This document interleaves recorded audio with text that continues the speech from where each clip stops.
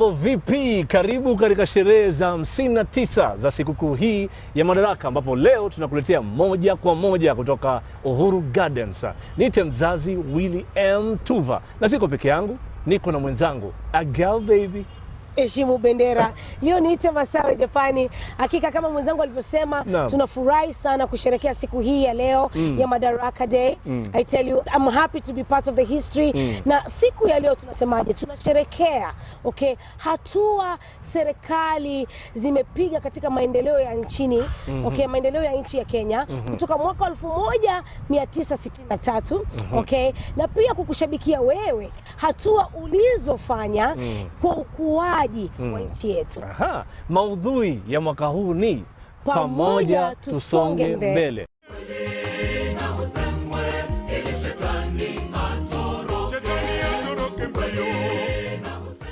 Wewe unashabikia nini ama unasherehekea nini siku ya leo? Mimi ni mzaliwa wa Lamu. Zamani ilikuwa kutoka Nairobi kwenda Lamu unahitaji siku ngapi? 2. Lakini nashukuru kwamba siku hizi natumia tu siku moja. Yaani nikiamka tu hapa asubuhi, nikipata kiamsha kinywa, nikianza safari, kabla jua halijazama najipata zangu Lamu, napata chai na wazazi wangu na nafurahi. Hii yote ni kwa sababu ya barabara nzuri ambayo imeweza kutengenezwa kati ya Garissa hadi Lamu. Mwenzangu anasema safari ya Bamba ama safari ya Lamu si machero. I tell you. Safari ya Lamu ni leo. Na unajua machero Kigiriama inamaanisha ni kesho. Mambo yamerahisishwa katika uongozi wa Rais Uhuru Kenyatta. Mengi sana yamefanyika kiukweli. Hebu tazame tu maoni yenu.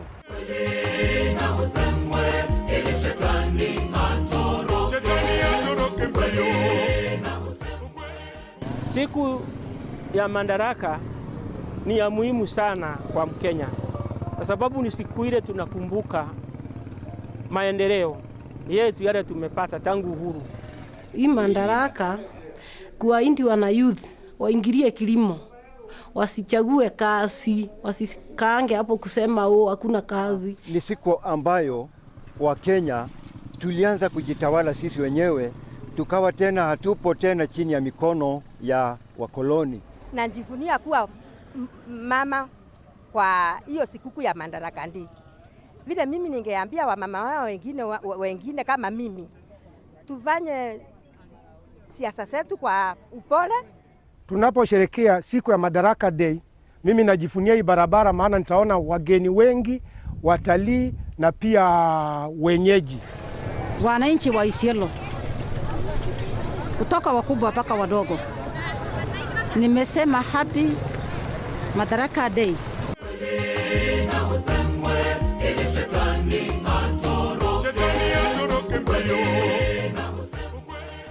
Mimi kama Masawe nasemaje kwamba Kenya ya leo si Kenya ya jana. Kweli? Tumepiga hatua nyingi katika maendeleo. Sasa hivi jamani, infrastructure at its best. Kwamba sasa hivi unaweza kufanya shughuli zako kwa haraka, umeelewa Sawa, kufika kazini ni kwa haraka, umeelewa. Maendeleo ni ya haraka kwa sababu kupita katika pilika zako kufanya shughuli zako kiuchumi, mambo inakuwa ni sawa. Kwa kweli Rais Uhuru Kenyatta aliweza kuahidi mengi, na kwa kweli tumeweza kushuhudia mengi yametekelezwa. Ama vipi Willy Tuva? Ni mengi sana yamefanyika. Yaani tangu Rais Uhuru Kenyatta aingie uongozini mnamo mwaka 2013 mpaka sasa hivi mengi sana yamefanywa.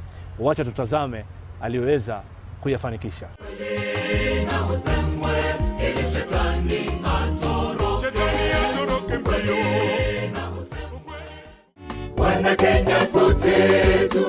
Uwekezaji katika miradi mbalimbali ya miundo msingi ni muhimu katika kukuza na kuimarisha uchumi wa taifa hili. Tangu alipochukua hatamu za uongozi, Rais Uhuru Kenyatta ameangazia uwekezaji katika miradi tofauti ya miundo msingi inayonuia na kurahisisha maisha ya Wakenya, mbali na kupiga jeki ukuaji wa kiuchumi. There's no country globally which ever developed without substantial investment in infrastructure. Look at the West, the US, Europe. Look at the Far East countries like Japan. You go there and find the kind of infrastructure development which has been put in place. And this is the same thing which our President Uhuru Kenyatta realized when he got into office in 2013. Kati ya miradi ya miundombinu ambayo Rais Kenyatta ameweka kipaumbele tangu alipoingia uongozini mwaka 2013 ni ujenzi wa barabara. In 2013, we promised to undertake the most aggressive road construction program ever witnessed in Kenyan history. Bila shaka, ahadi hii ya Rais Kenyatta imetimia. We have kept the promise. Construction of the 51-kilometer Mariakani Bamba Road means that the famous song, Safari Oya. Sababu ya kuimba hiyo nyimbo ni sababu ya hii barabara. Nilipoanza biashara hii ya kuzunguka, nilikuwa nikitembea kutoka Mariakani kwenda Bamba, nilikuwa nafika saa 9. Na nimetoka pale saa 12. Safari oa, safari ya Bamba ni rero kwa sababu wakati huo ilikuwa waanza kujitayarisha kama ni kesho, lakini saa hii weza amka leo na ukafika mapema. Mwaka wa 2013, Kenya ilikuwa na kilomita 13,000 za barabara za lami pekee, lakini katika miaka 9 iliyopita kilomita 10,400 za barabara za lami zimejengwa, ongezeko la 80%. Barabara zingine kilomita 6,600 zinaendelea kujengwa. We are converting dusty Maram roads to world-class roads. Our dream is to create an efficient road network that links towns, cities, ports, stations and markets to consumers. Ujenzi huu wa barabara unatekelezwa na mashirika matatu ya kiserikali ambayo ni Kenya National Highways Authority, KENHA, Kenya Urban Roads Authority, KURA, na Kenya Rural Roads Authority, KERA. We realized, for example, to do an intercity road, it will require a different perspective from doing a road in the rural areas. The same thing with doing a road in the city. So if you look at all the link roads which we have in the city, these are done by KURA. But the perspective is different. They face different challenges from, say, doing a road in the countryside. And that's why we segmented into KENHA for the intercity trunk roads, KURA for the urban roads, and KERA for the rural roads, to make sure that we had skills which could deliver our objectives. Shirika la KENHA linashughulika na ujenzi wa barabara kubwa zinazojulikana kama highways. Katika miaka 10 iliyopita, KENHA imejenga kilomita 3,300 za barabara hizi, huku kilomita zingine 1,400 zikiendelea kujengwa. Our intention has been to connect all corners of Kenya to the capital city of Nairobi. And in doing this, we are opening up significantly areas that could have been called marginalized a bit earlier. We have witnessed a great focus in government on infrastructural development, and in particular in developing roads. And we have very strong support all the way from His Excellency, President Uhuru Kenyatta. And we applaud him for the efforts, we applaud him for the focus, because the foundation that he's laying for this country will help the economy of Kenya grow for very many years to come. Mwanzoni mtu ulikuwa unatoka Mombasa, unahesabu kama siku zako 4 ama 5 ndio utafika kwenyewe. Lakini sasa hivi kutoka Mombasa, barabara iko sawa. Wewe siku zako siku ya pili uko hapa boda. Siku ya 3 utakuwa ushafika kwa mwenyewe. Sasa unaona kama ni rahisi, wiki moja, yani umeenda Kampala na umerudi Mombasa. Wamama hapo mbeleni kabla ya hii barabara tulikuwa tunakaa tu nyumbani, sababu utabeba nini? Na kila kitu ilikuwa ni kichwa, hakuna wenye wanapita hapa. Sasa utahusia nani? Sasa hii barabara ndio imetufungua macho. Wamama tukaona, kumbe hivi ndio watu wanafanyanga kwa barabara. Tukaanza kuleta ndizi hapa tunauza. Naenda mpaka Marigat nileta asali niuze, mwingine viazi, kila kitu. Hapo imetusaidia sana. Shirika la KURA pia limewajibika vilivyo katika ujenzi wa barabara mijini, yani urban roads. Katika miaka 9 iliyopita, KURA imejenga kilomita 950 za barabara hizi na kilomita zingine 300 zinaendelea kujengwa. Vile serikali ilifanya, ilihakikisha kwamba rasilimali na environment ya kufanya hiyo kazi iko. Tumefadhiliwa na serikali, tumefadhiliwa na development partners, either bilateral or multilateral. Tumeshirikiana na wafadhili wengine kuhakikisha kupitia ile support ya serikali hizi kazi zimeweza kufanyika. Kuleta shida ya maziwa kutoka pahali mimi natokaga, ninatumiaga lisali moja zamani. Siku hizi ninatumia dakika 5 kufika hapa KCC. Sasa tunafurahi kwa hii barabara. Baba Uhuru Kenyatta, twakushukuru kwa ujenzi wako uliotujengea hii barabara ya kutoka hapa kwa Mbaji kwenda Jomvu.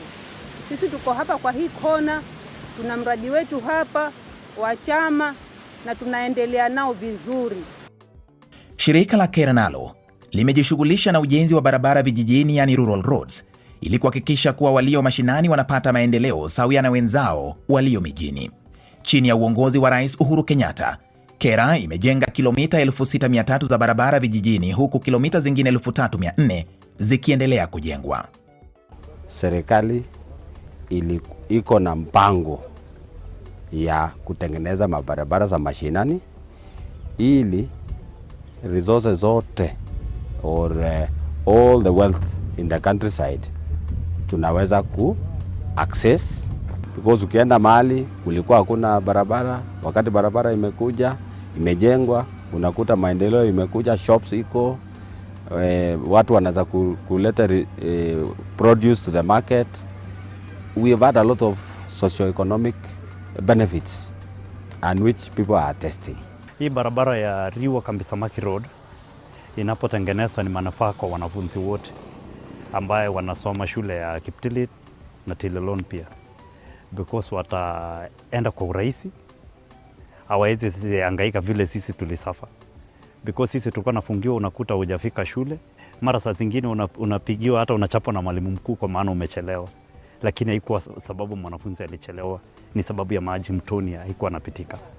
Barabara yetu hapo awali, kutoka kwa nyumba yako kufika kwa pahali kama institution yenye ni muhimu sana, pahali kama hospitali, ilikuwa imetutatiza sana, ilikuwa imetuweka kwa hali duni. Lakini kwa sasa tumeshukuru sana serikali ya rais wetu Uhuru Kenyatta vile wametujengea barabara.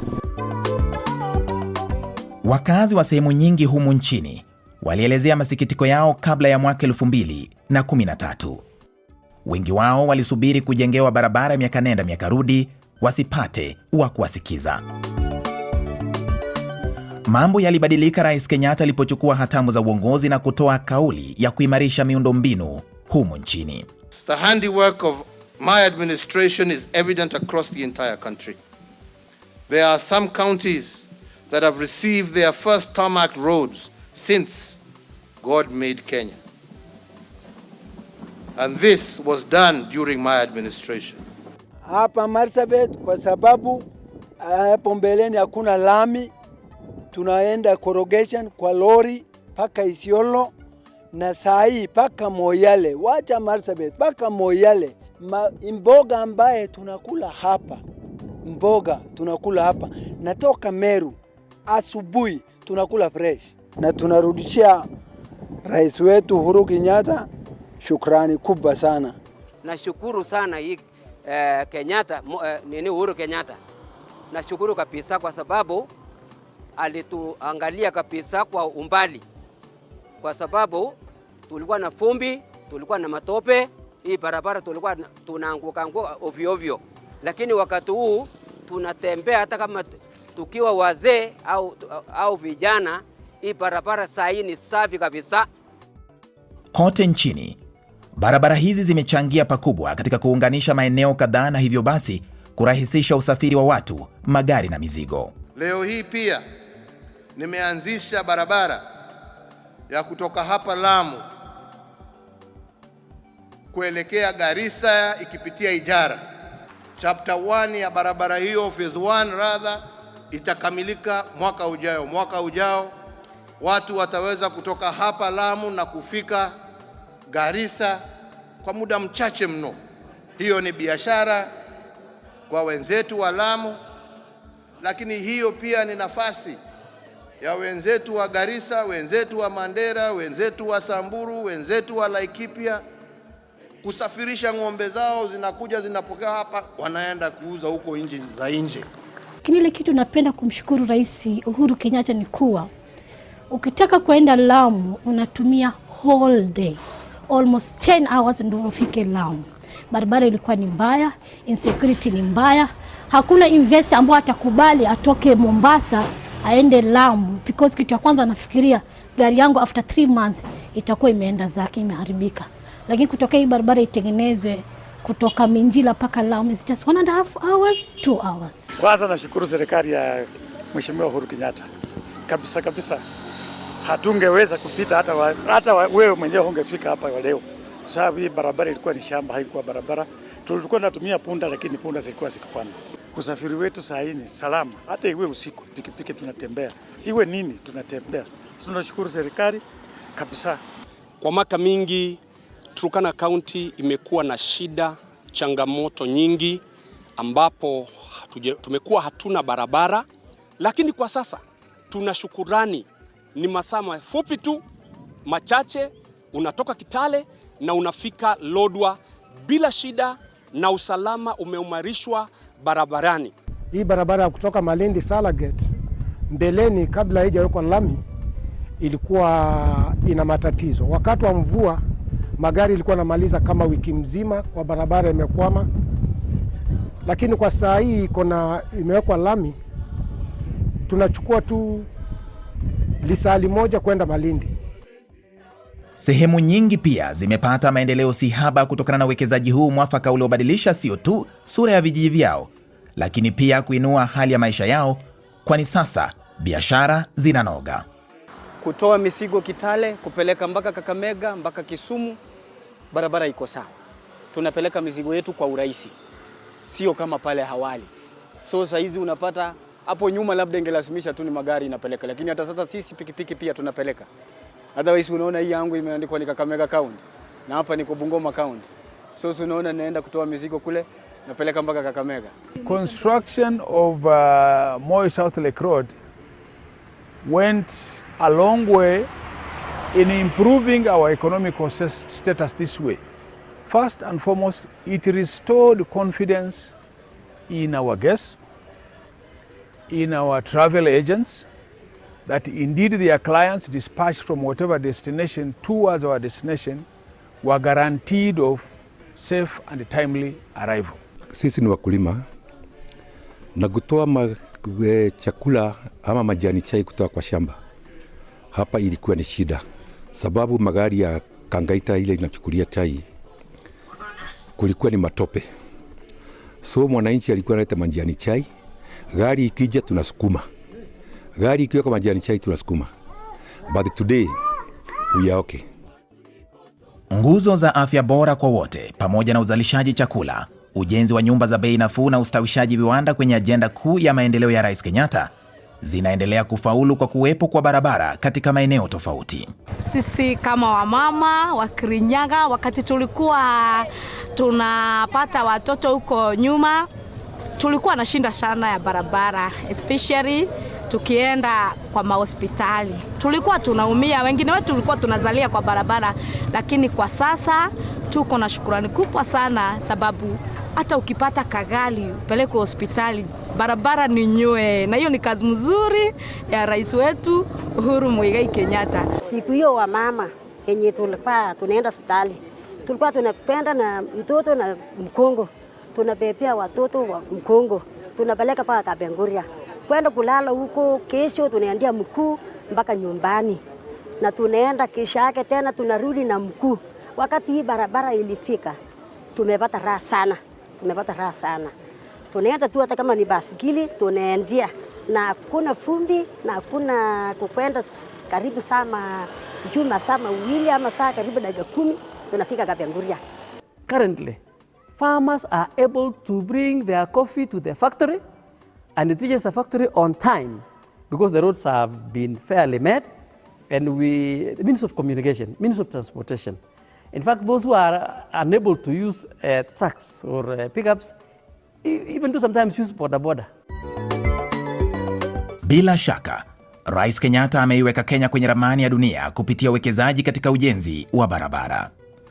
Barabara ya Nairobi Expressway jijini Nairobi ni hazina kwa taifa hili.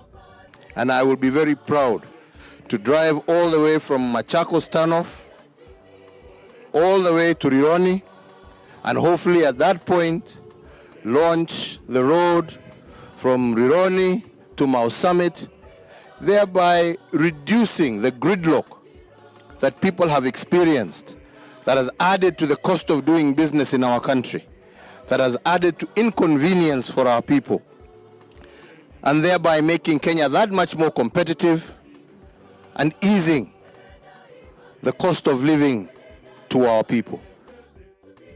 Barabara hiyo ya kilomita 27 kutoka Mlolongo hadi makutano ya James Gishuru ilijengwa kwa mfumo wa public private partnership, ujenzi ambao ulitekelezwa kwa muda wa miaka 2 pekee. Safari ambayo ingechukua takriban masaa 2 sasa inachukua dakika 15 tu katika barabara hiyo. Nairobi has become an attractive destination for foreign direct investment, not just for manufacturing but also road investors. That's why expressway, we have an investor putting 70 billion shillings, which confirms 2 things. They are happy with the business environment which has been created by the government of President Uhuru Kenyatta. Number 2, they will recover this investment over 27 years, meaning they have faith in the future of this country.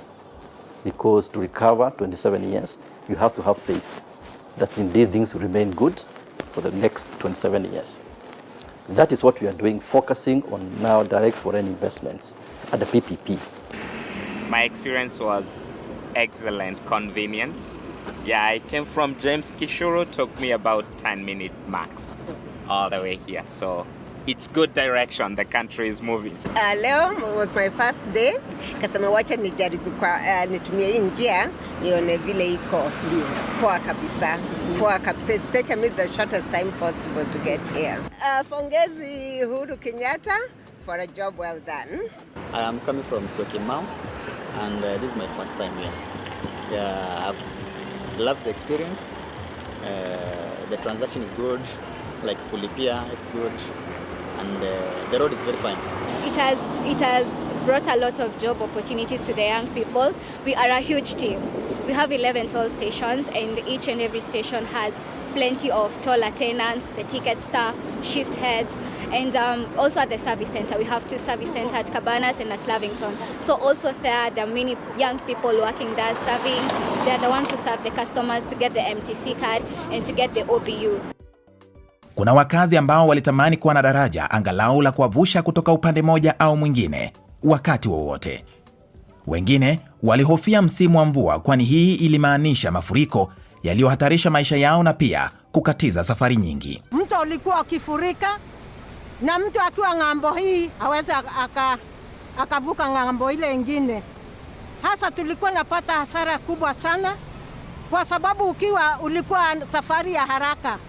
Tulikuwa tukitumia madau. Dau ni zile zinachongwa kwa miti, miembe, watu wanatumia hapa. Na unasikia mara kwa mara zimepoteza zaidi ya watu, si mara 2 si mara 3. Nasikia dau lishapoteza watu. Rais Kenyatta alisikia kilio chao na akatoa amri. Kwa ushirikiano wa Kenha, Kura na Kera, uwekezaji uliongezwa katika ujenzi wa madaraja katika maeneo tofauti nchini. Kwa mfano, daraja la Baricho Bridge Kilifi, Marigat Bridge Turkana, Mbita Bridge Homa Bay, Liwatoni Floating Bridge na Makupa Causeway Bridge Mombasa, na zinginezo nyingi katika maeneo ya mijini na vijijini. Previous scenes of Mombasa residents congested along the Likoni ferry are now a thing of the past. The iconic Likoni Floating Bridge, built in a record time of 6 months and opened to the public in December 2020, sees over 150,000 residents cross the channel on a daily basis in an orderly, safe and secure manner. Hii trajia Likoni imenisaidia safari yangu kwenda kazini, sababu tangu ianze sijaichi leo kazini kwa sababu nikienda ni moja kwa moja, hakuna delay kama hii ambayo kwa ya ferry.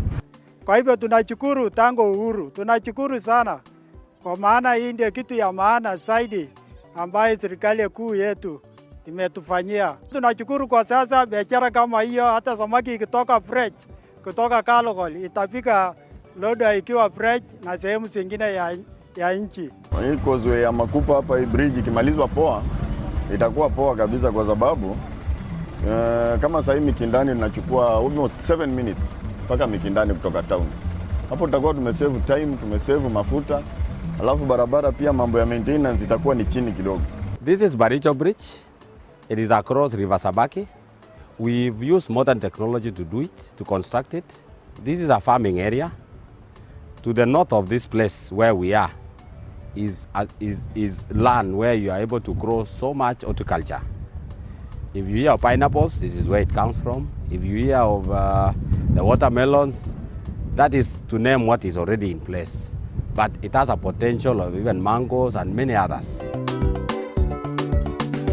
Kuafikiana na ahadi ya Rais Kenyatta ya kuunda nafasi zaidi za kazi, miradi ya miundombinu iliyokamilishwa na inayoendelea kote nchini imewapa Wakenya wengi fursa ya kujipatia riziki ya kila siku kwa njia tofauti. Mimi ni plant solar operator. Nafanya kazi hapa kutoka Mavueni hadi Mtwapa hadi Kilifi. Hii mradi tangu nianze nimejenga, nimeoa, watoto wanasoma, na kuna maneno mengine ambayo yenye natarajia na bado nitaendelea kuhitimisha. Sasa hii kazi ambayo nafanya hapa imenisaidia story na employment. Sasa singekuanga na job, imenisaidia nimepata kazi.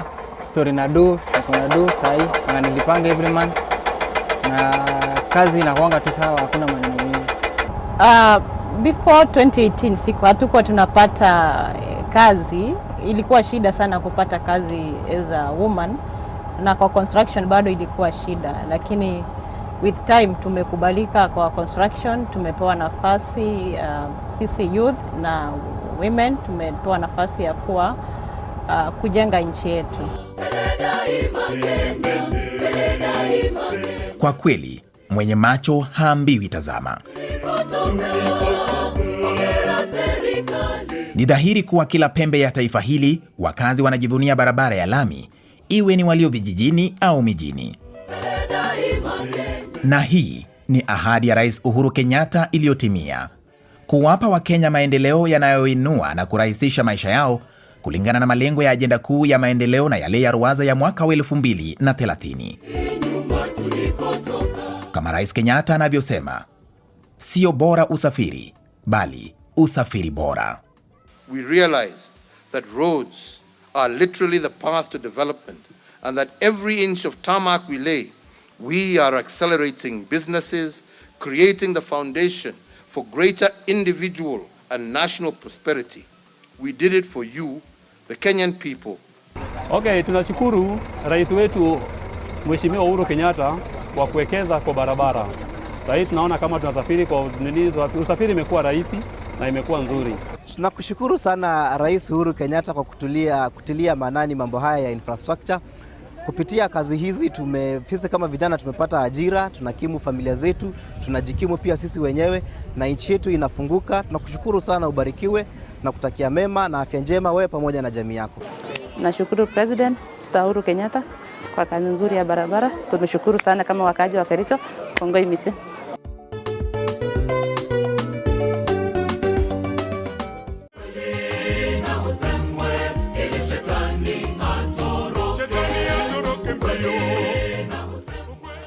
Hakika mwenye macho haambiwi tazama. Tuseme ukweli Tuva, ni kwamba miundo mbinu imeweza kuendelea miaka 9 iliyopita. Sawa vijana sasa hivi wanasemaje? Kwenye ground vitu ni different. Vitu ni different kwa ground. Ushuhuda umeweza kutolewa na sio maneno tu, ni kwa vitendo. Umeelewa Ni kweli. Safi. Na tukizungumza kuhusiana na hayo, lazima tuseme kwamba haujayaona yote. Mtazamaji, bado hujayaona yote. Hatujaangazia maendeleo katika sekta kama vile reli, bandari, viwanja vya ndege. Yaani ni mengi. Hakika. Mengi sana. Hivi unasema kuna mengi zaidi ya kushinda makala iliyopita? Makala ambayo umeyaona haujaona yote. So tuingie katika awamu ya pili kuweza kushuhudia maendeleo ambayo serikali imechukua katika kuimarisha miundombinu. Tazama.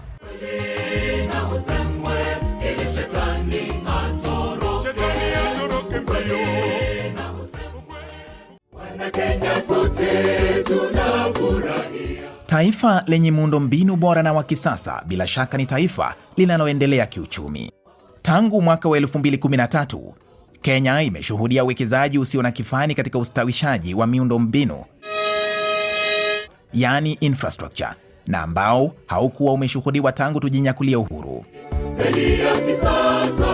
Miaka 10 tu ya uongozi wa Rais Uhuru Kenyatta, na Kenya imepiga hatua kubwa na za kihistoria. So one of the key agenda items when the president came to office was to make sure that we prioritize infrastructure development to make sure that we actually close the gap. As a result, the results have been substantial, positively substantial in terms of impact across the country and even in the cities. Tangu tujinyakulia uhuru, Kenya ilikuwa na muundo wa reli ambao ulizeeka kiasi cha kumea magugu na kutotumika. Alipochukua hatamu za uongozi, Rais Uhuru Kenyatta alitoa ahadi ya kurekebisha reli hiyo na pia kujenga nyingine ya kisasa ili kurahisisha usafiri. Most of our lines in Kenya are guided towards the economic zones. Our focus is the rail system will just contribute not less than 2.5% of economic growth to the country. Reli ya kisasa ya Standard Gauge Railway ni ahadi ya Rais Kenyatta iliyotimia. Our railway, on the eve of the Madaraka Day of the year 2017, we marked a transformative moment for Kenya and for Africa when the Madaraka Express made its inaugural journey from Mombasa to Nairobi. The largest infrastructure project in Africa had become a reality, and a brand new modern railway had become a feature of our homeland and nation. Reli hii inaanzia jijini Mombasa kupitia Nairobi na kufika mjini Suswa katika kaunti ya Narok, umbali wa kilomita 592. When the president took office in 2013, the last time when any major piece of infrastructure was done in the railway sector was exactly 122 years, in 1895. Now, with doing the SGR, you have seen the impact it has had. Usafiri kupitia Madaraka Express katika reli ya SGR umewaokolea muda wa Kenya wengi, kuwapunguzia gharama ya usafiri, mbali na manufaa mengine mengi. Kufikia sasa Madaraka Express imewasafirisha abiria milioni 7.9 safari ya kutoka Nairobi hadi Mombasa na kurudi Nairobi. First of all, SGR is very fast. It's only 5 hours compared to the bus. The bus is 8 hours or 9 hours, but SGR is 5 hours, so it's convenient. Then it's cheap. I think everybody can afford. It's affordable. Usafiri ulikuwa, basi zilikuwa, shuttles zilikuwa, lakini wakati train ilipoanza safari zake kutokea Voi, imekuwa ni rahisi kwa sababu iko na masaa specific time ambao unaweza kuja unapanda train na uko sure at specific time utakuwa umefika mahali unataka kwenda. Most of us after campus we had this feeling where will we get the job, but SGR came in handy because we really applied for it, and good thing we got employed, and we really appreciate that. Si usafiri wa watu tu uliorahisishwa. Reli ya SGR inasafirisha mizigo kutoka bandarini Mombasa kufikia Nairobi na Nakuru, na kuipokeza reli ya Meter Gauge Railway kuendeleza safari ya mizigo hiyo kufika Malaba. Tangu mwaka wa 2017 kufikia sasa, reli ya SGR imesafirisha tani milioni 18.5 kutoka Mombasa hadi Nairobi. Wakati tulianza kupanua hii bandari, tulikuwa na container milioni 20 ambazo zilikuwa zinafika hapa. Kwa sababu ya kupanua hii bandari, kwa sababu ya kujenga hiyo reli ambaye tumejenga, usafiri wa makontena ambaye inapitia Mombasa sasa, ambaye zamani haikuwa inapitia hapa, ilikuwa inaenda kwingine, imepanda karibu double. Kutoa kontena kutoka Port of Mombasa kufika paka hapa ilikuwa ni karibu $2,400. Na ukiangalia rate ile Kenya Railways inatupa kutoa kontena huku kuleta hapa na 970, hiyo si mchezo. To us that is a plus. Kwa sababu nikichukua mzigo kwa hiyo bei na niweze kufikisha kwa client kidogo na pesa kidogo, hata mimi nitabaki kwa biashara. Our Embakasi terminal is fed from Mombasa using the SGR.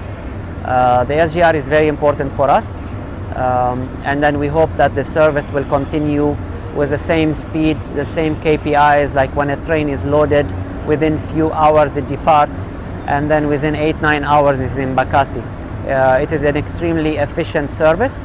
Mizigo inayosafirishwa kupitia reli ya SGR inachukua masaa 8 kutoka Mombasa hadi Nairobi, ikilinganishwa na siku 2 inayochukua kupitia barabara. It has brought the means of having a choice other than road movements. You're able to move volumes of cargo, high volumes of cargo on rail. The aspect of safety, the aspect of accountability, the flexibility it allows us to give as an additional option to our clients. Tunamshukuru sana Rais Uhuru Kenyatta kwa sababu ya ujenzi wa hii reli ya kisasa, kwa sababu imetuwezesha sisi kutoa mizigo mingi katika terminal zetu. Kwa mfano tuna mitambo ambayo inaweza kuteremsha tani 7,000 za mbolea, na kama tungekuwa tunatumia malori ingekuwa masiku mengi na shida nyingi, lakini sasa tunafurahi kwa sababu tunaweza kupakia usiku na mchana bila kuwa na fujo nyingi ndani ya bandari na kuwezesha namna hiyo. Ukarabati pia umefanywa katika reli ya zamani yani meter gauge railway, na hivyo kuimarisha usafiri wa abiria jijini Nairobi na katika miji ya Kisumu, Nyeri, Nanyuki na mingine. With the introduction of these improved commuter rail services, I believe our hard-working citizens in the metropolitan area will have access to alternative forms of public transportation, and they will be served in stations that have modern ticketing systems, adequate parking, improved security, and better road access. Waliokuwa wakipoteza muda kwenye msongamano wa magari barabarani sasa wamepata afueni. Every time we move people from Nanyuki, we move Mambabogas, we move the Mitumbas, we move the consolidated and unconsolidated cargo from Nairobi to towns in Sangana, Murang'a, towns in Kinganjo, Chaka, all the way to Narumoru. We move across. And when you see some of our commercial small-scale traders who could not, because of the high cost of doing business, if you see their consumption on rail system and the support they are getting, that they can carry their 5 sacks of waru, potatoes, and take them to the nearest market. This is all commerce is all about. I like the fact that you get to see the landscape and the country in a different point of view. We travel on the same roads, the same views. Now you get to see it from a different perspective. We got to see Longonot from right here, we got to see from all the way up there in my Mahiu. It was a very nice experience. Nimeamua kwenda na hii ndio nijue vile ilikuwa wakati ilikuwa na wakati wa sasa. Nimefurahia sana sababu kutoka Nairobi kwenda kama sasa mimi naenda Narumoro nalipa karibu 750 kwa matatu, na hii ni very cheap ikiwa nalipa shilingi 180 mpaka huko. Sisi tunashukuru kwa sababu wakati railway inafufuliwa hivi, transportation itakuwa at least. Huku Trans Nzoia tunapanda mahindi, lakini tunapata kuweka kwa gari inakuwa bei kali. Lakini hivi sasa transportation itakuwa at least. Kama mtu wako yuko Nairobi unaweza weka kwa treni na inafika kwa wakati. Na kama business tunaweza fanya wakati business mtu wa Nairobi na mtu wa Kitale. Tunawasiliana na kazi inachapwa na tunasonga mbele. Rais Kenyatta pia alihakikisha ujenzi na ukarabati wa viwanja vya kuweka shehena yani inland container depots. Teknolojia ya kisasa inayotumika katika viwanja hivi imerahisisha upokezi na ukaguzi wa shehena. Uwanja wa Naivasha ICD uliokamilishwa hivi majuzi unapokea na kutua shehena zinazosafirishwa hadi nchini Kongo, Tanzania, Uganda, Rwanda na Burundi. Between January 2022 and April 2022, we've been able to move 2,500 containers from the port of Mombasa beyond to Malaba and beyond. We are expecting now much more volumes to be able to increase even in the current month, since we are engaging much more customers, and much more customers are also coming and engaging us in terms of the kind of services that we currently offer. Sio hayo tu. Huku akitambua umuhimu wa bandari katika ukuaji wa uchumi wa nchi hii, Rais Kenyatta amekuwa katika mstari wa mbele kuwekeza katika upanuzi na ujenzi wa bandari nchini. When President Uhuru Kenyatta took office, the total tonnage going through the port was about 17 million tons every year. That has gone up now to about 35 million tons, almost double. Bandari ya Mombasa imefanyiwa marekebisho na upanuzi kabambe tangu mwaka wa 2013. Hii imeongeza uwezo wa bandari hii wa kupokea meli kubwa zaidi na pia idadi kubwa ya shehena. Recently, there have been an upsurge of transshipment business in this port. And this is a manifestation of the increased efficiency and the investments in expansion and also business process re-engineering that has improved cargo throughput as well as productivity in this port. Hali pale mwanzo kulikuwa na jam. Ulikuwa kama una mzigo, unataka kufanya booking, na unataka kuingiza mzigo wako uchukue. Ulikuwa unachukua almost 4 days. Mzigo mpaka inaingia storage. Lakini immediately saa hii unafanya booking leo, gari inaingia na unatoa mzigo wako. Whereby barabara imefanya kazi kwa rahisi, imekuwa smart kabisa. Kabla ya Rais Kenyatta kuletea mradi wa kuongeza hii bandari ya Mombasa, pale nyuma ilikuwa na shida kidogo, kwa sababu baadhi zilikuwa kidogo. Sasa meli zikawa sikija mpaka ingoje huko NDC, ingoje ingine ikitoka ndio ije ifunge. Lakini saa hii baadhi zimeongezwa, gate zimekuwa nyingi, msongamano wa maroli mlangoni kuingia saa hii umeisha. Hebu tafakari. Wakazi wa Lamu walikuwa na rasilimali ya bahari, lakini hawakufaidi kiuchumi kama wenzao wa Mombasa, kwani hawakuwa na bandari. Lakini sasa mambo yamebadilika kupitia uwekezaji uliofanywa na serikali ya Rais Kenyatta. Bandari ya Lamu imewaletea mwamko mpya. Lamu Port is strategically located at the middle of major shipping routes, and therefore its operationalization will enable us to begin and to realize long-cherished goals of opening up northern Kenya to international trade. Indeed, fortifying our position as a major gateway to Africa and harnessing the economic potential of this historically underserved region.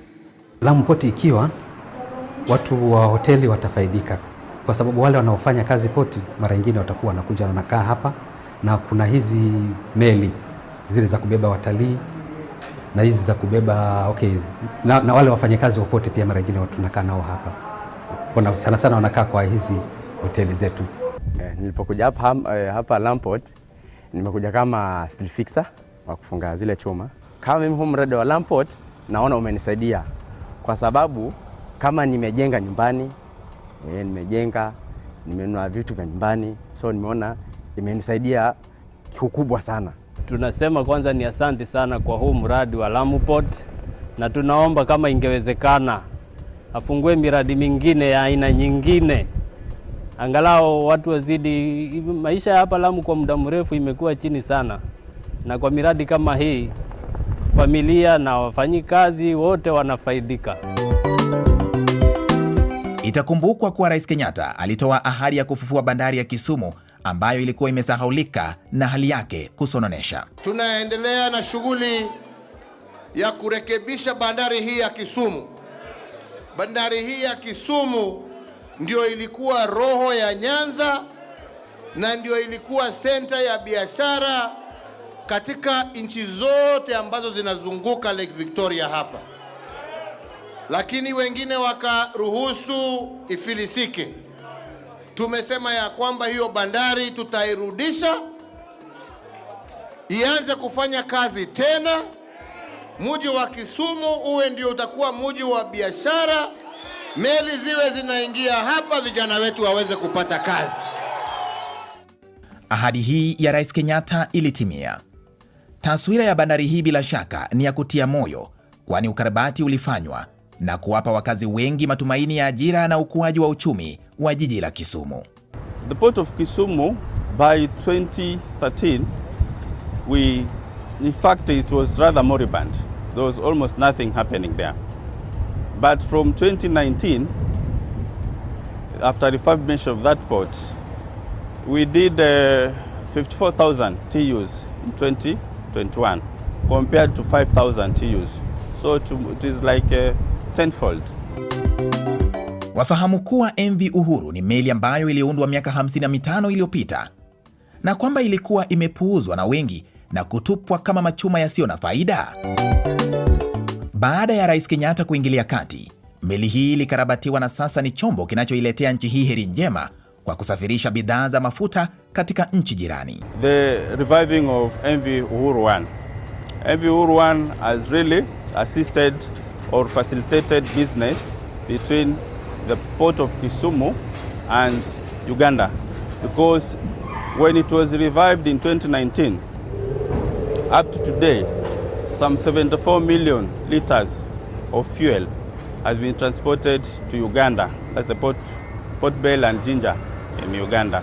Vijana wengine pia kwa sababu ya revival of the ship wanafanya kazi sasa hivi. Wameandikwa na walikuwa hawana kazi. Hata wazee wengine ambao pia walienda na mimi pia wengine wamerutishwa na wanafanya kazi.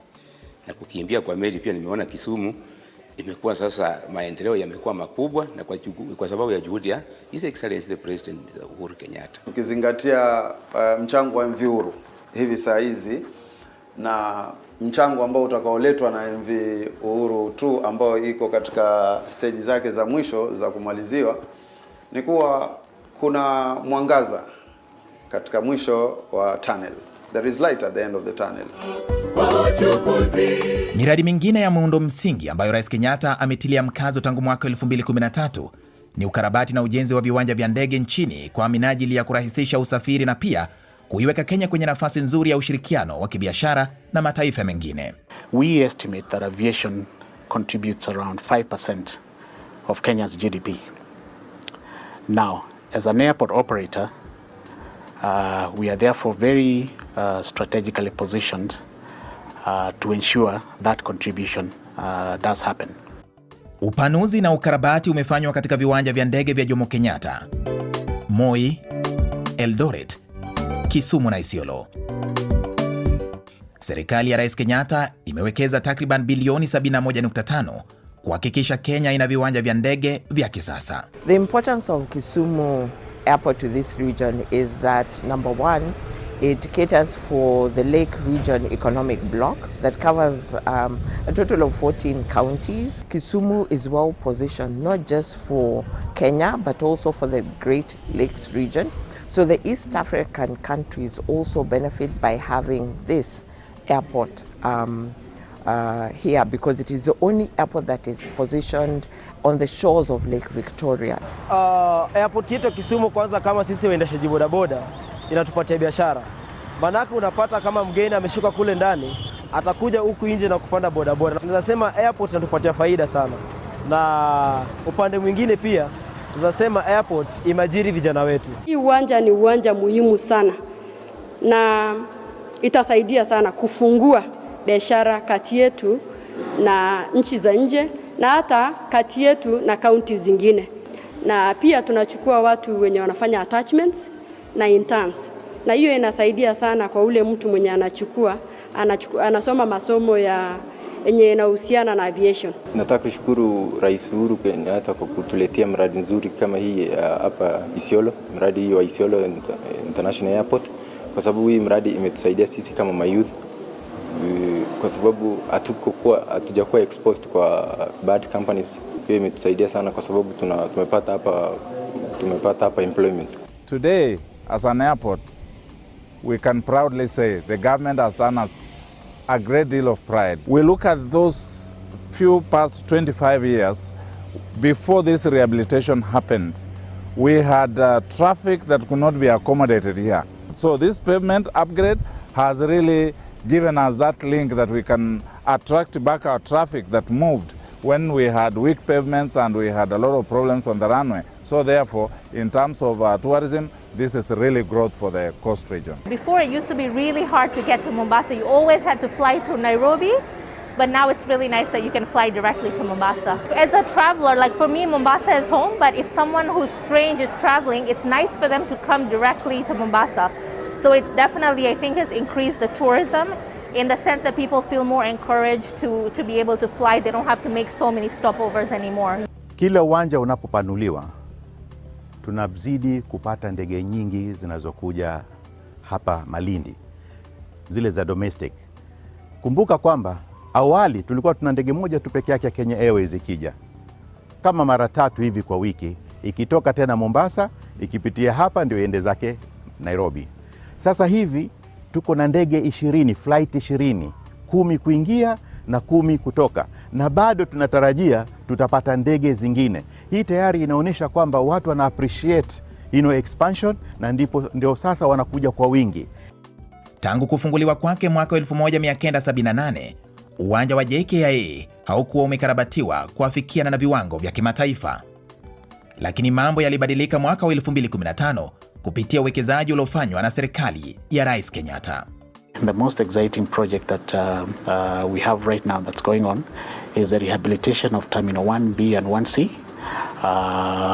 And we are doing that primarily to improve on the ambience and the passenger experience within the airport by creating more space for them to enjoy when they are being screened, when they are going through immigration, and more importantly, when they are doing their duty-free shopping, the retail experience we want to provide there. We want them to feel relaxed and they are in an international airport. Hapa JKIA inafanya kazi ya chuma yote, kazi ya steelwork yenye iko 1B na 1C. Mimi ndio nimesimamia yote. Hii mradi imetusaidia sana vijana, sisi kama vijana tumepata kazi. At least tumepata mahali ya kujishikilia. Isitoshe, miundo mbinu inayofanikisha usafirishaji wa shehena pia imeimarishwa katika viwanja vya ndege nchini tangu mwaka 2013, na hivyo basi kuiweka Kenya katika ramani ya nchi zinazonawiri katika kanda hii. Safari za ndege za shehena pia zimeanzishwa katika uwanja wa ndege wa kimataifa wa Eldoret na ule wa Kisumu, hatua kubwa katika kukuza uchumi wa maeneo hayo. The initial project of flying goods out of Kisumu International Airport, it means that for the first time, as Kenya Airports Authority, in collaboration with the people who are in the fresh produce, the people who are in the horticultural, the people who are the exporters, is that we are able to be part of the value chain that is able to put money in the pockets of the mwananchi. We now have over 1.2 million tons capacity in total at Jomo Kenyatta International Airport. We yearly average about 300,000 tons. But if we have to get to the million mark in terms of tonnages, it means we really have to open new markets and actually diversify our product mix so that we don't only rely on agro-perishables, but also have other not highly perishable products that will create a balance in case of any issues that might affect production. Uwekezaji pia unaendelea kuwekwa katika ukarabati wa viwanja vidogo vya ndege ambavyo vinachangia pakubwa kufanikisha safari za ndege humu nchini. Development ambayo ile inaendelea sahi ni courtesy of His Excellency the President Uhuru Kenyatta. Project yenyewe ina involve expansion of a runway, a taxiway na apron, two aprons, apron 1 and 2. Runway yenyewe itasaidia kuexpand number of aircrafts ambazo zinalanda hapa. Employment opportunities hapa hivi ni mingi. Tunashukuru Rais Uhuru Kenyatta, at least anang'ang'ana kuempower vijana na kuwapatia njia ya kupata pesa ama maisha mazuri. With the expansion of Manda airstrip, we are ready to accommodate anyone who wants to come and do business within this airport. We welcome the air operators. We welcome the landside operators to come and help us do business at the airport. Wakati tulikuwa kwa kiwanja ya ndege, mimi nikajiuliza, mama kama mimi ya kijiji napanda ndege kwa haraka. Serikali imerahisisha kazi sana. Juu kila mtu sasa anasafiri haraka. Nilikuwa tunaona kwa wazungu, lakini hata na sisi pia tunasafiri nzuri sana. Ukweli unapojitokeza, uongo hutoweka. Ni wazi kuwa chini ya uongozi wa Rais Uhuru Kenyatta, Kenya imepiga hatua kubwa katika kuimarisha miundo mbinu tangu mwaka wa 2013 kuambatana na malengo ya ruwaza ya mwaka wa 2030 na yale ya ajenda kuu ya maendeleo. Rais Uhuru Kenyatta atakumbukwa kama rais ambaye alitambua umuhimu wa kuendeleza uchumi wa nchi na kuinua maisha ya Wakenya kupitia uwekezaji mwafaka kwenye ustawishaji wa miundo mbinu, yani infrastructure. We are affecting people's lives. We are changing people's lives. And that is why infrastructure is key. if ultimately we want to become an industrialized nation. What President Kenyatta has done on focusing more about infrastructure has helped in job creation, especially to people like us. Kwa ukweli, Uhuru Muigai Kenyatta amefanya kazi. Sana kwa hii awamu yake ya mwisho, hii amefanya kazi ni kana kwamba ako kwa sprinting, anaenda mbio. Kila kitu kikisemwa leo, kesho unaona kinaikuwa implemented. Tutarudi nyuma tulikotoka. Na usemwe ili shetani atoroke mbio. Kwa kweli tunaposherehekea siku hii ya Madaraka ni mengi ambayo tunasherehekea kama taifa, manake ni mengi ambayo tumeweza kuyafanikisha. Kumbuka kwamba maudhui ya mwaka huu ni pamoja tusonge mbele. Na unajua nini dadangu? Ningependa leo tuangazie sekta ambayo ni muhimu sana, na ni sekta ya usalama. Tusidanganyane. Hali ya usalama nchini Kenya sasa hivi ni tofauti na miaka iliyopita. Tuambiane ukweli kwamba usalama umeimarika. Na hii ni kitu ambacho kinachangia maendeleo ya hata sekta zingine. Usalama ndio kitovu cha taifa lolote. Ili maendeleo mengine yaweze kufanyika, lazima kuwe na usalama. Ama nadanganya? Kweli kabisa, na ndicho kitu ambacho Rais Uhuru Kenyatta amekipatia kipaumbele, kuhakikisha kwamba kuna usalama nchini Kenya, na pia kuhakikisha maisha ya walinda salama yamepatiwa kipaumbele na yamelindwa, na kuhakikisha kwamba Kenya tuko salama ili tuweze kufanya shughuli zetu bila wasiwasi na kwa amani. Na ndio maana tunaimba kila wakati tukisema Kenya nchi yetu. I tell you. Ni nzuri. Sauti ndio hauna. Sauti ndio sina ya kuimba, lakini ukweli ni kwamba mambo ni mengi ambayo serikali imeweza kufanikisha. Mwenzangu ana sauti, lakini tunasema pamoja tusonge mbele. Lakini kwa sasa tutazame makala haya.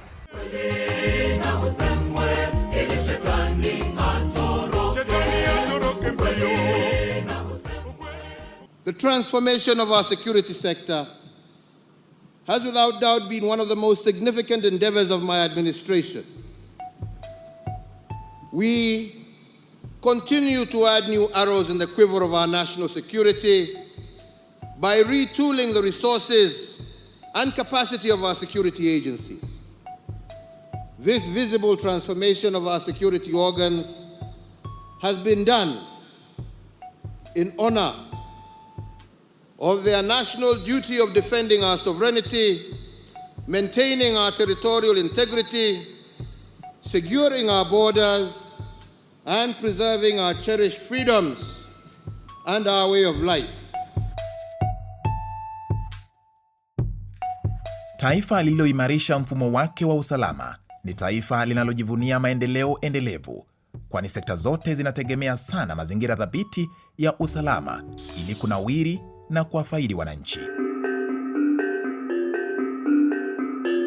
The growth of the economy of any country is supported by a secure environment. If people do not feel secure, they will not go around school, they will not engage in social activities, they will not interact, they will not build, they will not trade, and of course the economy will not grow. Baada ya kuchukua hatamu za uongozi mwaka wa 2013, Rais Uhuru Kenyatta aliapa kipaumbele marekebisho ya kuboresha usalama wa taifa. Kwa miaka 10 sasa, serikali ya Rais Kenyatta imewekeza vilivyo kuboresha sio tu usalama, bali pia maslahi ya walinda usalama. Lazima tuwapatie uwezo wa kufanya kazi yenu. Resourcing, training, equipping, hiyo lazima tufanye. Lakini tukifanya pia na nyinyi murudishe mkono kwa kufanya kazi na bidii na kutuondolea magaidi kati yetu, kutuondolea wezi, wafisadi kati yetu. Hatuwaulizi chochote ingine. Hiyo ndiyo kazi tunawaomba mtufanyie. Marekebisho yamefanywa katika shughuli za usajili wa maafisa wa usalama ili kuboresha huduma zinazotolewa kwa wananchi. Idadi ya maafisa wa usalama wanaosajiliwa kila mwaka sasa imefikia 10,000 ikilinganishwa na miaka ya hapo awali. Hii inamaanisha kuwa tangu mwaka wa 2013 maafisa wa usalama 1,100 wamesajiliwa. We've come from a police to population ratio of 1 to 900 in 2013 and then that has been reduced to 1 to 600. We are within the striking distance of the UN's own prescription of a police to population ratio of 1 to 450. And over the last 10 years, we've created over 500 new police stations and posts across the country. Sio hayo tu. Maafisa wa usalama sasa wanapokea mafunzo makhsusi yanayowapa uwezo wa kukabiliana na changamoto za kiusalama za karne ya 21. It is crucial for security officers in hotspots to undergo also continuous training that adapts them to the changing trends in preventing and fighting terrorist-related activities. This includes pre-deployment training for all officers posted to such operation areas. I also want all the security formations represented here today to undertake the strongest possible measures against actors and dynamics that enable terrorists to operate in or against our country. The president made sure that he has absolutely invested in the security. And he invested in the security in a multifaceted manner, which actually has really made us to be able today to intercept terrorist intelligence in the shortest period possible. That's why now our skills in terms of deterring, preventing and disrupting among the highest acclaimed in the world. The criminals we were dealing with 10, 20 years ago who were just breaking into a bank are different from the people we are dealing with now who are very sophisticated, who would want to access government data sets or would like to access private sector banking data sets or hospital information systems and stuff like that. So training specialized units in the investigation arm of the security services is what has helped. The DCI has trained and built capacity in several specialized investigation areas.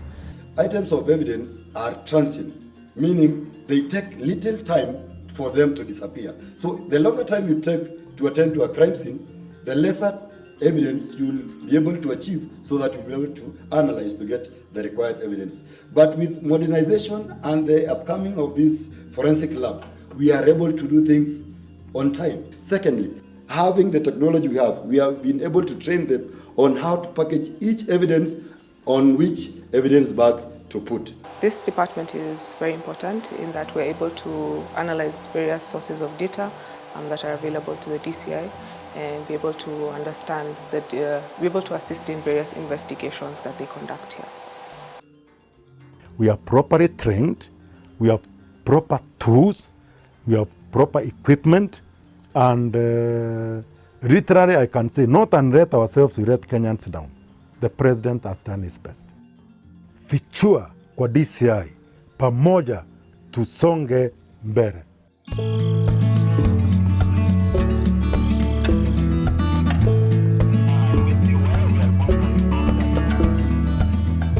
Serikali ya Rais Kenyatta pia imeboresha vifaa vinavyotumiwa na maafisa wa usalama. Hii ni pamoja na uwekezaji katika teknolojia ya kisasa ili kurahisisha utendakazi, kama vile kubadilishwa kwa mfumo wa usajili wa matukio kwa njia ya kidijitali almaarufu occurrence book, na pia mfumo wa CCTV wa kufuatilia matukio katika sehemu mbalimbali. Fomu wameleta ya tablets. So mambo yako inafidiwa pale. So, ulikuwa unapata saa zingine kama karatasi imekosa, lakini pale kwa details zako zitafunguliwa tu kwa hiyo tablet. So siku hizi wame-advance, si kama hapo kitambo. Kwa hivyo government imefanya kazi na iko sawa.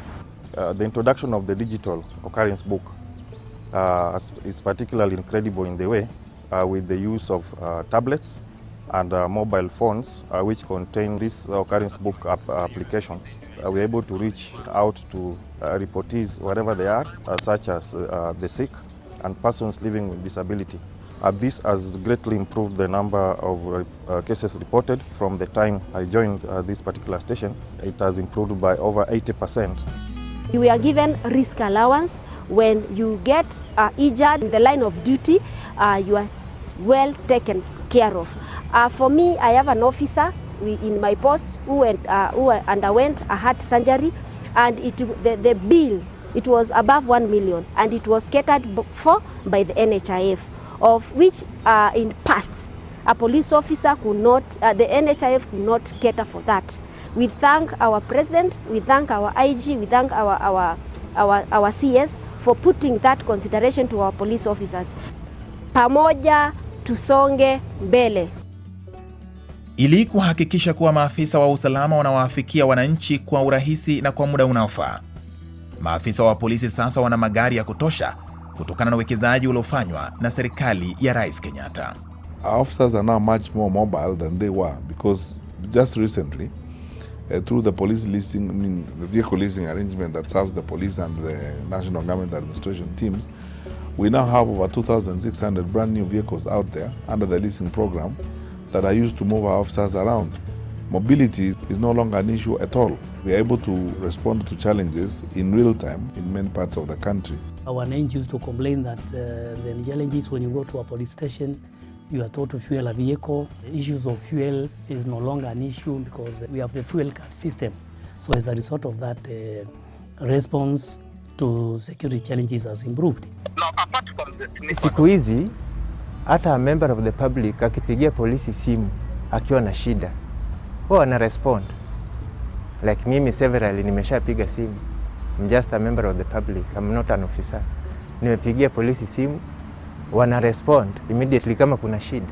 Siku hizi imekuwa rahisi sana kupata uhalifu kwa maana wananchi wako na nafasi sasa ya kuongea na hata na polisi hata na chief bila tatizo lolote. Kwa hivyo community policing tumeunganisha kitengo cha polisi, kitengo cha administration pamoja, tumejileta pamoja kuzingatia security. Mara nyingi sana tunategemea wananchi wao wanatupatia habari kwa namba 988 ile ya Mulika Uhalifu Kenya. Wanatuambia jambo hili limekuwa likiendelea na fulani ndio wanahusika. Tunaenda tunawakamata, tunawapatia DCI, DCI wanawachunguza, makosa inapatikana, wanafunguliwa charges, wanapelekwa mahakamani na wanahukumiwa kisheria.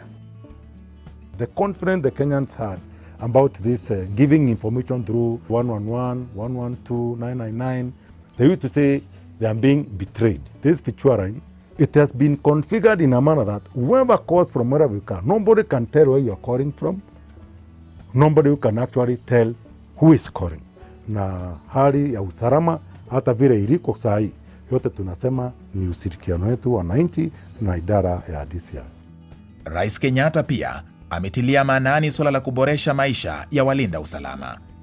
Hivyo basi uwekezaji umefanywa kwa njia mbalimbali ikiwemo huduma za afya na makazi bora kwa walinda usalama. We are completing the construction and equipping of the National Police Service hospitals in Nairobi and Kanyonyo. We are also having a medical cover agreement with NHIF and our medical cover program. We are currently improving on our response to mental health challenges in the service. Housing, we have been allocated allowances, so any police officer can access any house around the community which they are comfortable with. Years back, they were sharing their houses. As per today, we are comfortable, we have privacy, and we thank our government for that. This has been able to help them integrate with community, and under the auspices of community policing, this as well has created bridged the gap in police-community relations, which in the past has not been very cordial, but now that they are living among us, they are able to get information at real time. That has accumulatively improved prevention and detection of crime at the community level. Tunaongea story, tunapiga story, unaona tu ni kama tu raia wezetu, hata uwezi mjua kama ni maraia, ni maaskari kama kitambo. Kitambo ulikuwa ukipatana na askari unakimbia, unaongopa, but wakati huu wamenyenyekea, wanakaa vizuri na raia. Hiyo kumingle na raia inafanya polisi wanapata information nyingi sana kwa raia. Na sasa hii kumingle umejua inafanya mpaka hata raia siku hizi wanaoana na askari. Aidha, uwekezaji umefanywa ili kuhakikisha kuwa Kenya ina mfumo bora wa kukabiliana na changamoto za kiusalama, hasa kupitia idara ya upelelezi wa jinai DCI. Kenya sasa inajivunia maabara ya kisasa ya uchunguzi ambayo ni ya kipekee katika eneo hili. All countries are going towards forensic analysis.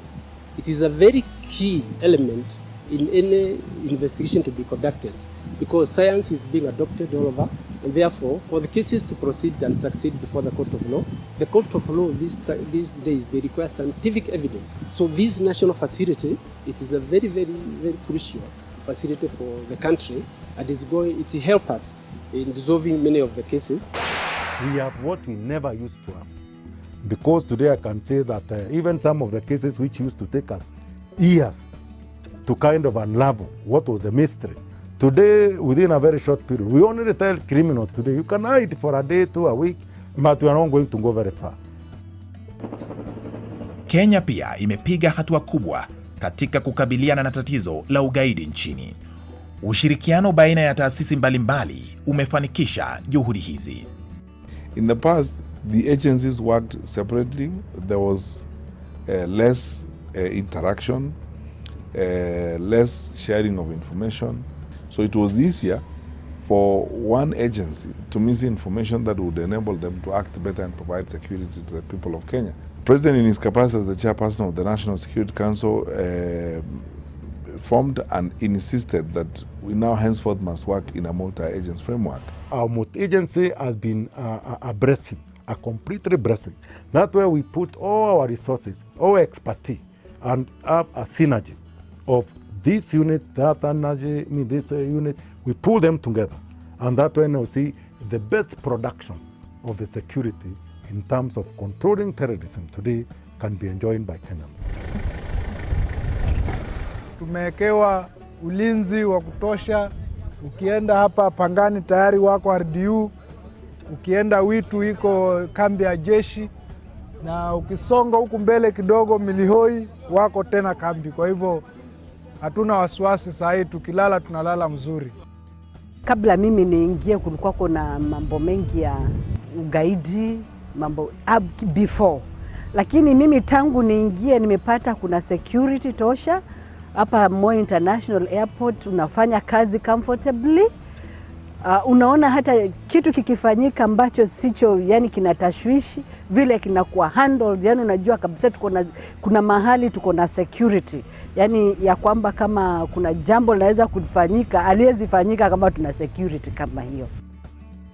Biashara imekuwa kwa sababu kama saizi unaona suppliers wangu Dolphin wameniletea mzigo, wanaenda pila Lamu, hawana wasiwasi, na mwenye mzigo anahakikishiwa kwa mzigo wake imefika salama salimini, kwa sababu saizi hatuna insecurity na kuna KDF popote ambao unaenda, kuna roadblocks, mnaangaliwa kama wewe ni Mkenya ama umebeba nini. Tunashukuru sana Rais Uhuru Kenyatta.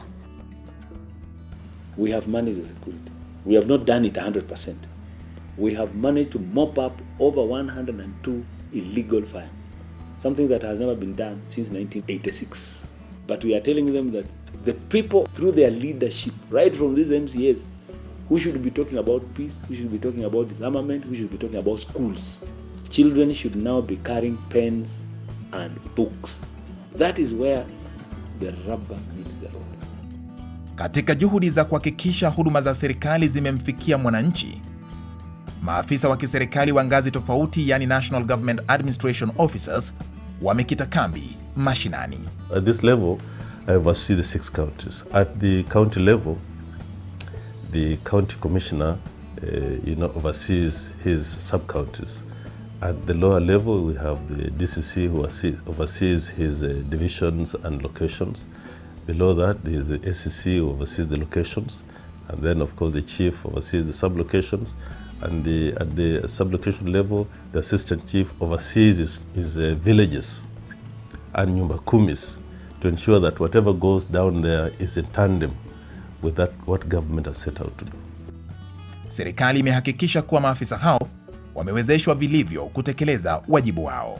For the first time, we are working without any political interference. We have been given room to discharge our mandate. We have been advised to do our work professionally, provided we serve mwananchi as provided for in the Constitution. The RC now is more effective because, you know, he operates under an executive order that was set out by the President in 2019, which gives him overall command over national government functions and to, of course, deploy resources accordingly. Katika mambo ya maendeleo, development project, tuko na Regional Development Coordination Committee. Na kama hiyo miradi kwa mfano imekwama, ni jukumu letu sasa sisi kama kamati. Tunatembelea ule mradi, tunaangalia tujue shida ni nini. So serikali imetusaidia sana because mapendekezo yetu ile tunapeleka juu, ile inaitwa upscaling to NDTC, inatusaidia sana kwa sababu miradi mingi imekamilika kwa sababu ya hiyo. Sio maafisa wa ngazi za juu pekee walionufaika kupitia uwekezaji huu wa serikali ya Rais Kenyatta. Machifu pia sasa wamerahisishiwa kazi. Saa hii kazi ya chifu inapendwa sana kwa sababu ukiangalia payslip kuna administrative allowance ambayo chief unapata 15,000, assistant chief anapata 7,000. Hiyo inakuwezesha wewe hata kama umeamshwa saa ngapi za usiku, unaweza rudisha simu kwa yule mtu anahitaji mara moja na ukamhudumia. Tuseme tukifanya jambo hatukuange na kuegemea upande yote. Nafanya mambo yako kulingana na vile sheria inahitaji. Kama kuna wahalifu sisi tutawatambua bila kuegemea ama kusema huyu labda ni mtoto wa jirani ama ni nani, so long as sheria imefuatwa. We are also in liaison with the Ministry of Education in ensuring that they give us data of what the children who start for exams and probably the transiting students, the number of transiting students, so that in case of any failure to transit, then we will now go in and address the same problem.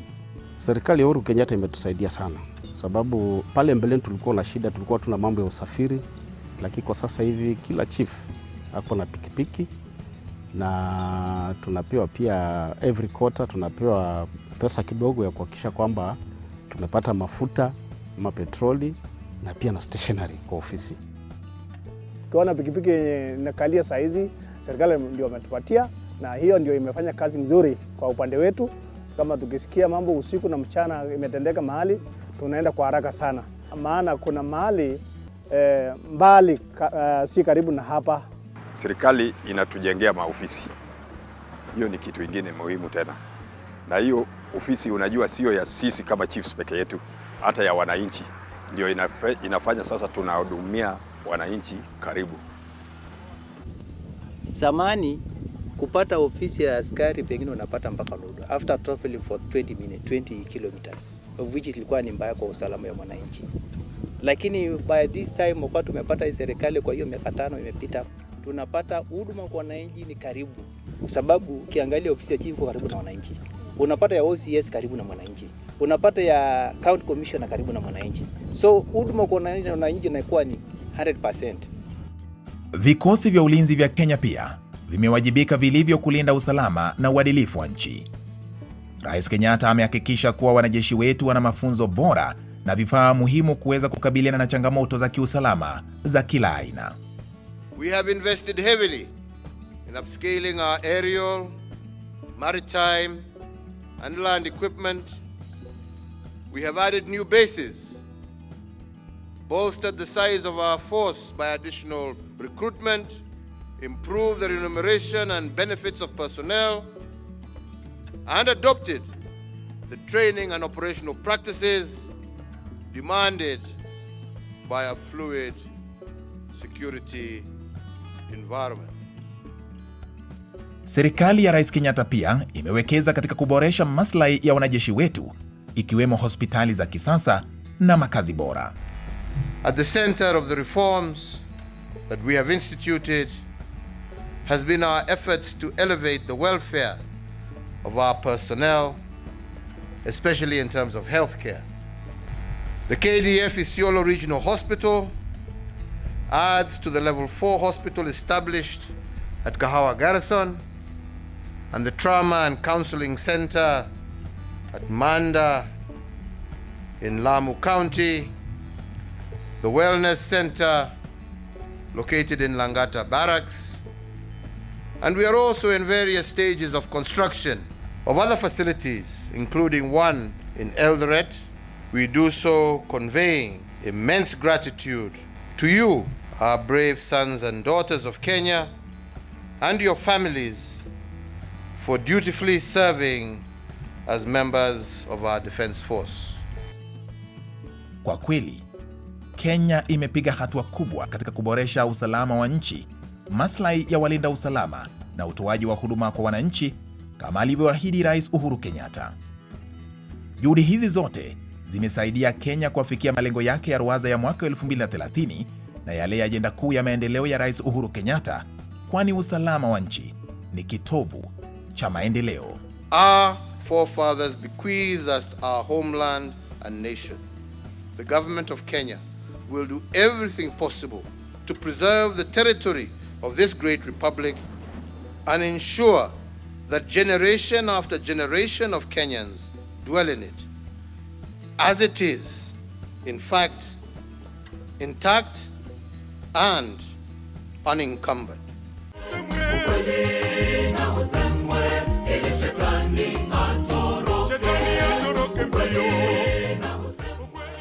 Hakika imekuwa ni siku njema sana, na pale ulipo najua umeweza kufurahia sana kuangalia makala ya leo.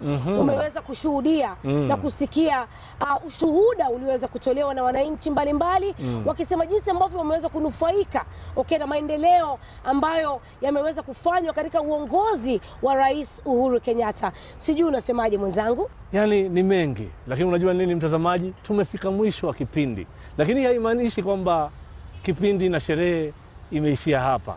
Sikukuu hii na sherehe hii ya 59 ya Madaraka inaendelea, na kilele chake itakuwa ni hotuba ya Rais Uhuru Kenyatta. Imekuwa ni furaha kubwa sana kujumuika nawe siku ya leo.